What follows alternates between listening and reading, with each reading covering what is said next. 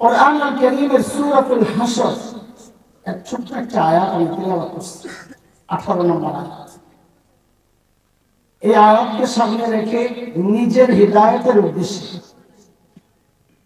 কিছু কথা বলার নিয়ত করেছি, আমার হিদায়াত।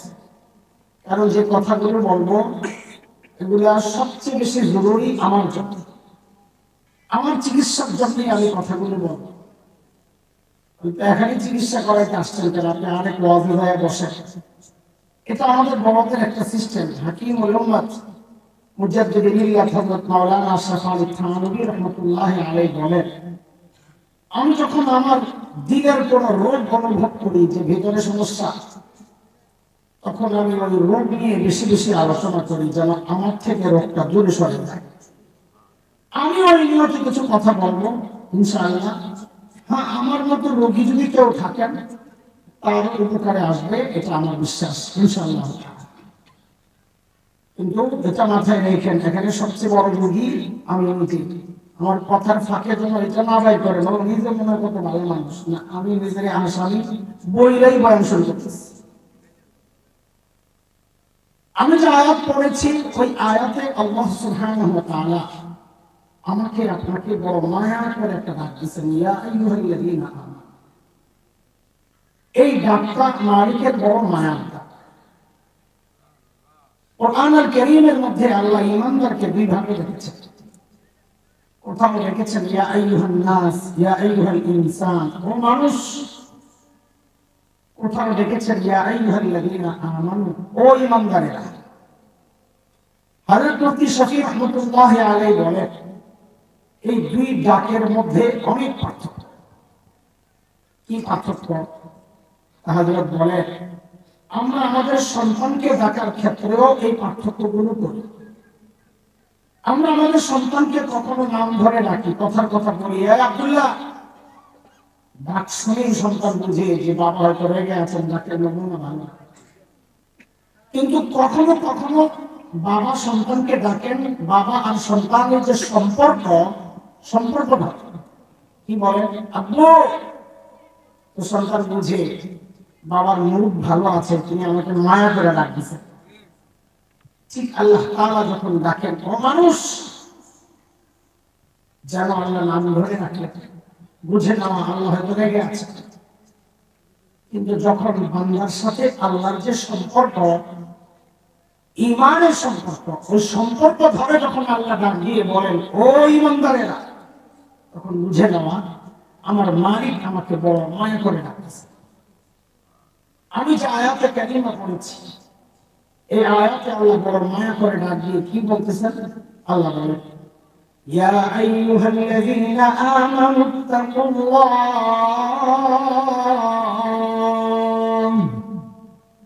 ولتنظر نفس ما قدمت لغد واتقوا الله।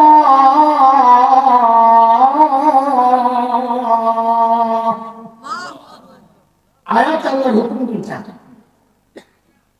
এক, ও ঈমানদারেরা আল্লাহকে ভয় করো, এক। দুই, ওয়ালতানজুর নাফসুম মা কদ্দামাত লিগাদ। আল্লাহ বলেন প্রত্যেকটা মানুষের উচিত তার আখিরাত নিয়ে চিন্তা করা।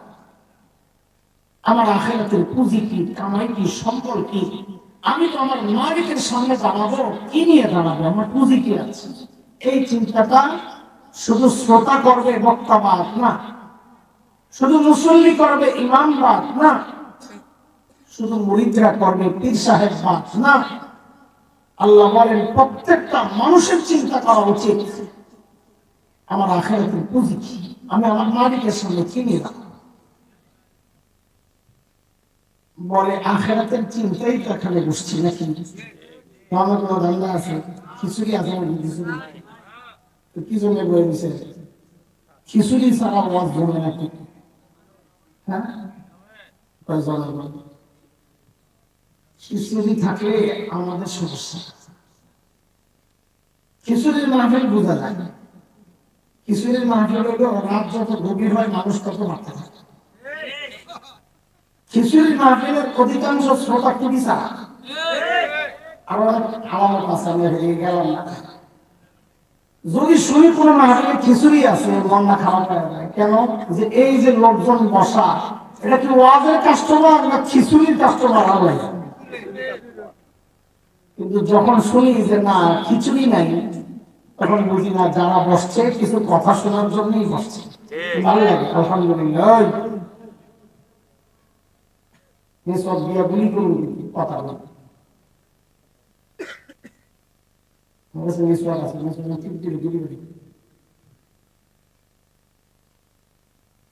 হ্যাঁ, ভবিষ্যৎ আমাদের চেয়ে অনেক ভালো। কেন জানে?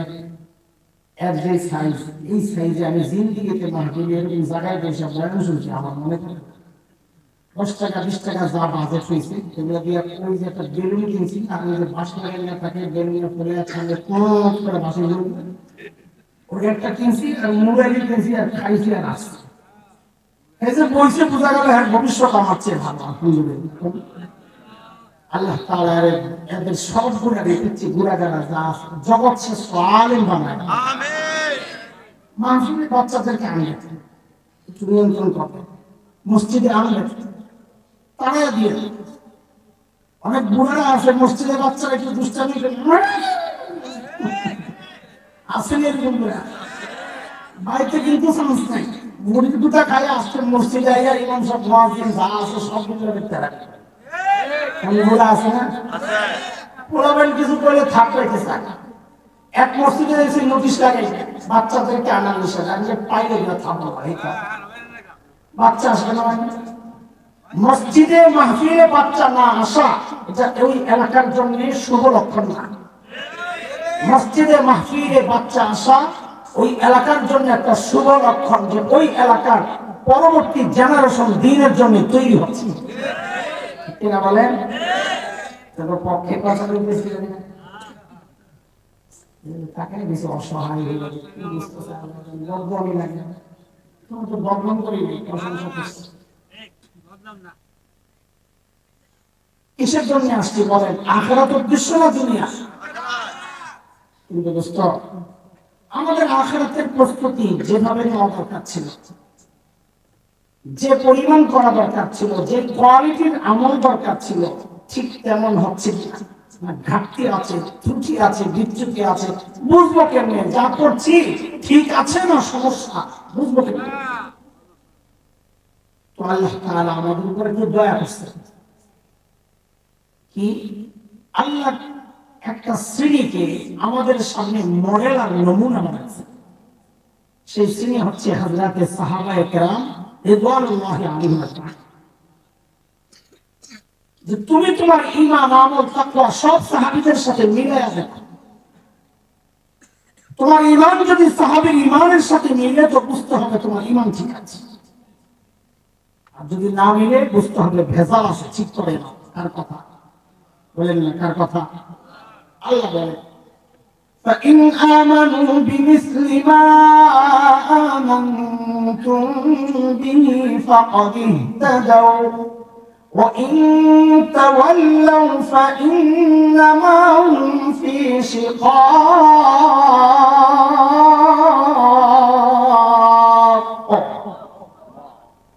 তুমি তোমার তাকওয়াকে সাহাবীর তাকওয়ার সাথে মিলাও।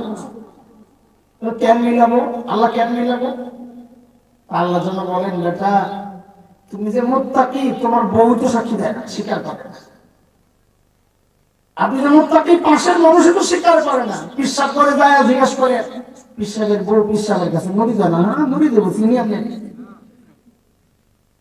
আমরা জানতাম তাই এক পিশাবের জায়গা তো বউয়ের সবসময় হেলে গিয়ে থাকতো। বউ খালি গেছে হায় কপাল আমার, আল্লাহ কি এক পীর মিলাইছে, তুমিও একটা পীর, তেল পোকায়ও একটা পাক।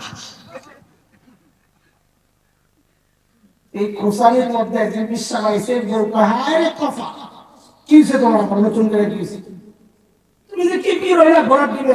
আজকে দেখছি আমরা বাড়ির সামনে দিয়া এক পিসাব উইলা উইলা যায়।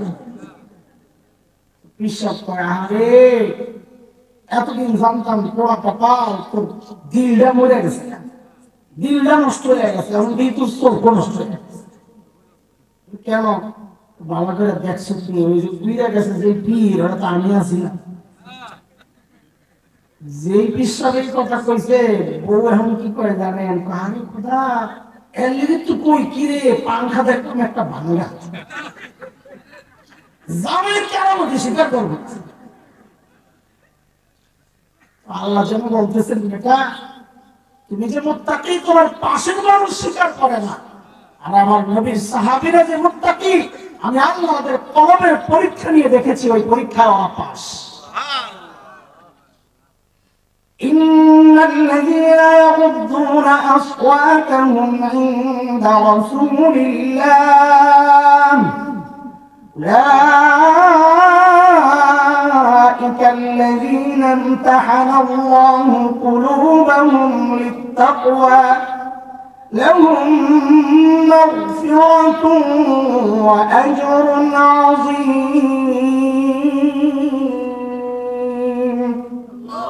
বলেন আমাদের আমলকে কাদের সাথে মিলাইতে হবে তাড়াতাড়ি আমি কথা ঢুকতে হবে একটু ভূমিকা সাজাই দিচ্ছি কাদের সাথে যুবকরা তোমরা কথা বলো কাদের সাথে মিলাইতে হবে আল্লাহ লগে একটু লেনদেনটা সাইরা নেই আল্লাহ কি আমি আগে শুনিয়া লই তাহলে চেষ্টা করি কি দিবেন যদি মিল্লা যায় কি দিবেন তো সূরা তাওবা 100 নম্বর আয়াত আল্লাহ বলেন বান্দা যদি মিলে সাহাবীকে যা দিয়েছে তোকে তাই দিবে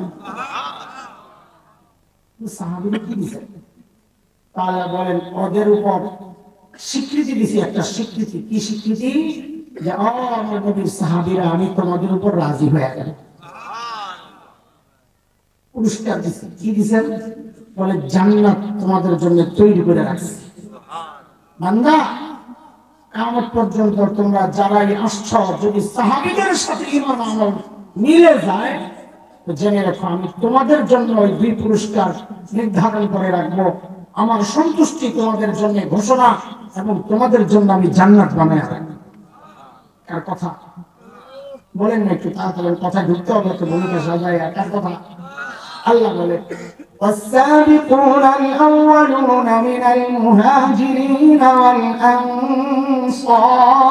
والأنصار والذين اتبعوهم بإحسان رضي الله عنهم ورضوا عنه وأعد لهم جنات تجري تحتها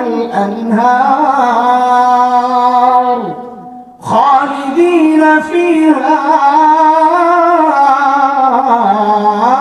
أبدا ذلك الفوز العظيم বলেন কাদের সাথে মিলিত হবে বলেন বলেন তাড়াতাড়ি বলেন কিন্তু শুনে সাহাবীদের সাথে আমাদের আমল হুবহু মিলবে না এটা মাথায় কেন মিলবে না বলে কেন মিলবে সেটা বলে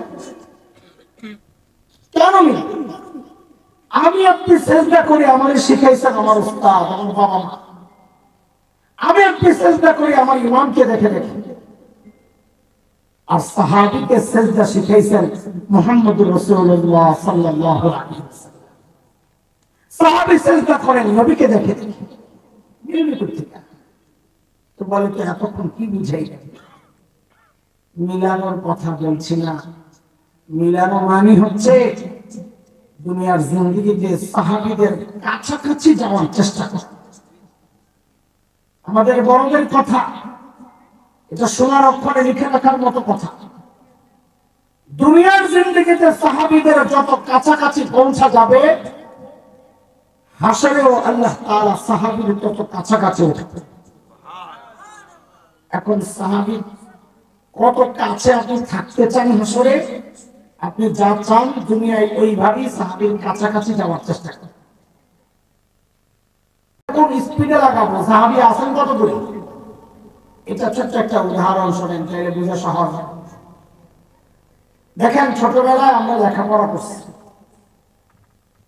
একটু খেলাধুলাও করছি মুরব্বীরা কথা কম খেলছেন না সত্য কথা বলবেন খেলেন না আপনার মুরব্বীরা কথা না কইলে আমি তো পোলাপেনের কাছে সরব পেয়ে যাই আমি খেলছি কইলে আপনারা চুপেছেন কোন কারণে বলেন খেলছেন কিনা আরে এখন তো দেখছি যারা শাইখুল হাদিস বাপ রে বাপ মাওলানা শাইখ হাসান জানি সুবহানাল্লাহ। যখন খেলছি তখন তো এত লম্বা নাম আমার আছে রেল লাইন নাম তো না জানা রেল লাইন এখন এমন নাম সুবহানাল্লাহ সামনে দিয়া দুই লাইন নিচে দিয়া দুই লাইন ওই নাম না এটা রেল লাইন বাকি রাখে না কিছু। আমি যখন খেলছি তখন তো আসলাম হাসাইন না কি আসলাম হাসাইন নাই খেলছি কি সমস্যা। হ্যাঁ আমি আমার ক্লাসে বরাবর ফার্স্ট হইতাম ওইটাও মনে রেখো খেলার সময় খেলাটা দলিল মানে খেলছি আমি লেখাপড়া করছি।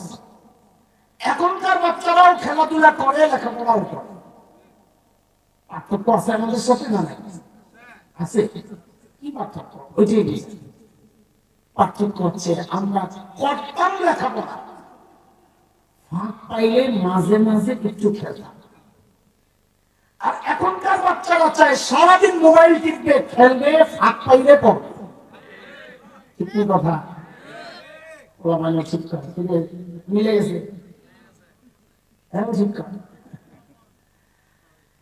ঠিক সাহাবীদের সাথে আমাদের পার্থক্যের পয়েন্ট এরকম সাহাবায়ে কেরাম আখিরাতের কাজ করেছেন ও দুনিয়ার কাজ বলি সাহাবীরা করেন নাই ওট বকরি চড়ান নাই কৃষি কাজ করেন নাই ব্যবসা বাণিজ্য করেন নাই করেছেন আখিরাতের কাজও করেছেন।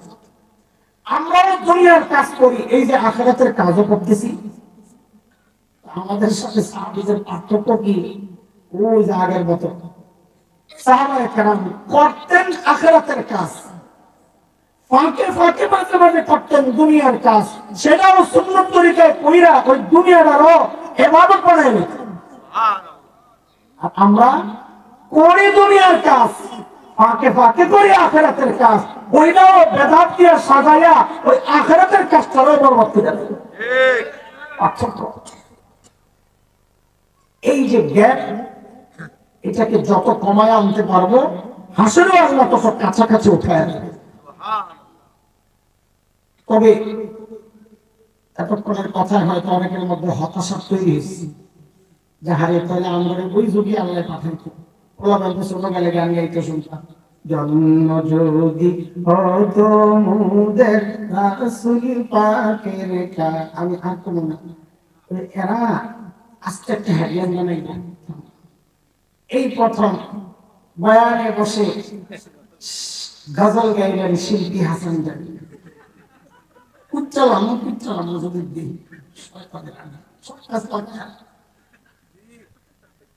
যে হাদি হুজুর কয় 1.5 ঘন্টা কান্দাইলাম তোরা ওইটা দিলি না 2 মিনিটে দিলি দেখাইলাম এটা দিয়ে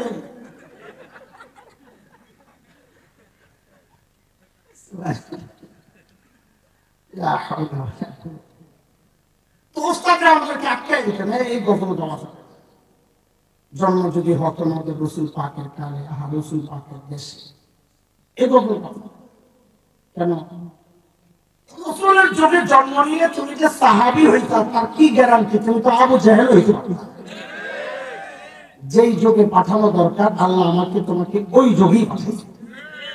সেই জন্যই আমাদের একটা খুশির উপলক্ষ আছে যেমনি রসুলকে নিয়ে আপনারা আগ্রহ আছে আপনাদের একটা খুশির উপলক্ষ আছে শেষ জমানায় আসার। আচ্ছা আপনাদের এই অঞ্চলে সবজি চাষ হয় টমেটো টমেটো এগুলো হয় টমেটো হয়নি কেমন কম না বেশি অনেক বেশি মাশাআল্লাহ। ফুল সিজনে টমেটোর কেজি থাকে কত কম 10 টাকা 5 টাকা কত অনেক ভালো চাষ হয়। হ্যাঁ বুঝে বুঝে জবাব দিবা যুবকরা ফুল সিজনের টমেটো যেটা 10 টাকা কেজি সেটা ফ্রেশ না ভেজা ফ্রেশ। এই যে 1 মাস আগে টমেটো খাইলাম দাম কত ছিল জানেন নি 300 উঠে গেছিল। আচ্ছা 200 ধরলাম যুবকরা কথা বলো তো ওই 200 টাকার টমেটোটা ফ্রেশ না ভেজা কার বার্তা দেখো তো ভেজাল না খাইলাম 200 টাকায় ফ্রেশটা খাই 10 টাকা কেমন কথা 5 টাকা বড় যায়। এই তারতম্যের কারণটা কি বলেন তো একজন বলে আল্লাহ সাহস করে সিজন অফ সিজন এই তো নাকি কথা বলে এই তো নাকি এই এই যে দুইটা তুলনা করলাম, এখান থেকে একটা মূলনীতি বের করা হয়েছে। কি? সেটা হচ্ছে সিজনের জিনিস হয় ফ্রেশ, রেট হয় কম। না, আপনাকে কম কেন দিবে? আপনি আত্মীয় লাগেন নাকি? এরপরে ওইটাই আসল রেট। বলেন ওইটাই আসল রেট। অফ সিজনের জিনিস হয় ভেজাল, কিন্তু রেট হয়, বলেন রেট হয়। এটা হচ্ছে, এই মূলনীতি হচ্ছে আমাদের আনন্দ উপভোগ করার একটা লক্ষ্য। এমনি শোনেন শোনেন, আপনারা আল্লাহর সাথে একা একা কথাবার্তা বলেন? আমাদের বড়রা বলেছেন বারবার, আল্লাহর সাথে যদি তোর মহব্বত তৈরি করতে চায়, কিছু খাস আমল আছে। তাহাজ্জুদ, বেশি বেশি নফল নামাজ, তিলাওয়াত, তাসবিহ এবং সুন্নতের জিন্দেগি, এগুলোর সাথে আরেকটা দামি গুরুত্বপূর্ণ আমল হচ্ছে একা একা চুপচাপ আল্লাহর সাথে কথা বলা। এটা আল্লাহ খুব পছন্দ করেন।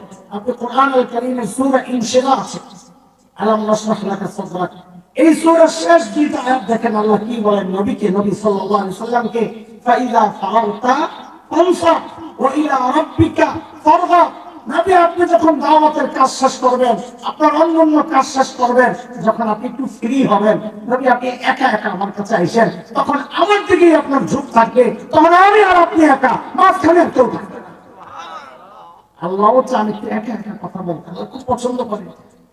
কি করবেন আল্লাহ লাগে, কি করবেন কথা বলনা খুঁজা বই বছর সব বিড়ি বিড়ি করবেন। আল্লাহ আমার লগে রাগিয়েছেন, আপনি আমি গুণা করছি দীক্ষা, আপনি তো ভাবছেন মাফ করে দিলেন, তো আমার জান্নাত দেওয়া লাগবে, দেওয়া লাগবে, দেওয়া লাগবে। বানাইছেন আমাকে হাত দিয়ে বানাইছেন, আপনার বেশি খারাপ তো দিয়া দেয়, আমি হাত দিয়ে বানাই আর আমার জাহান্নাম কি জন্য দিবেন দিয়ে? আমার কি আপনার দুস্থ কষ্ট হয়েছে? জাহান্নামে দিলে শয়তান খুশি দিল, দেন এরা মগা লাগে, জবাব আসে, আপনি শোনেন না।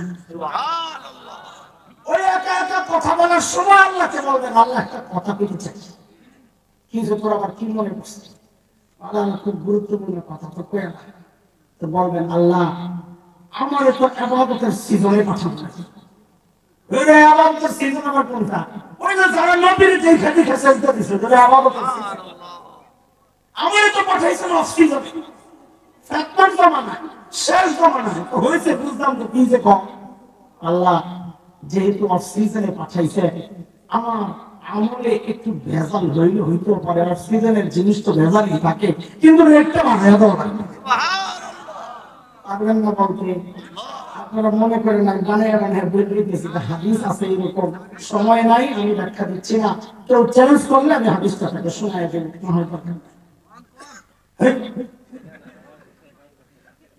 নবী আলাইহিস সালাম বলেন, মান তামাসসাকা বিসুন্নতি ইনদা ফাসাদি উম্মতি ফালাহু আজরু শাহীদ। আর আজরু বলে আমার তো থামা দরকার আছে, বলেন তো দেখি, ফালাহু আজরু, এরপরটা বল শাহীদ। আমি শাহীদ কিছু আপনার ব্যাপারে কিছু নাই, এই যে মিয়া কিছু একদম এটা শোনার লাগে। আমাদের মুফতি আব্দুল মালিক সাহেব হুজুরের বক্তব্য হচ্ছে, ওলামাদের কি বলছি, মিয়া সহ হাদিসটা দুর্বল, মিয়াটা ছাড়া হইলে হাদিসগুলো ঠিক আছে। নবী আলাইহিস সালাম বলেন শেষ জামানা, ফিতনার জামানায় কেউ যদি সুন্নাত আঁকড়ে ধরে, সাহাবীদের যুগ ফিতনার জামানা, শেষ জামানা, সাহাবীদেরকে বলা হয় এই জামানার মানুষের জন্য বলা আছে। কেউ যদি শেষ জামানায় সুন্নাতকে আঁকড়ে ধরে, আল্লাহ নবী বলেন আল্লাহ তাকে শাহাদাতের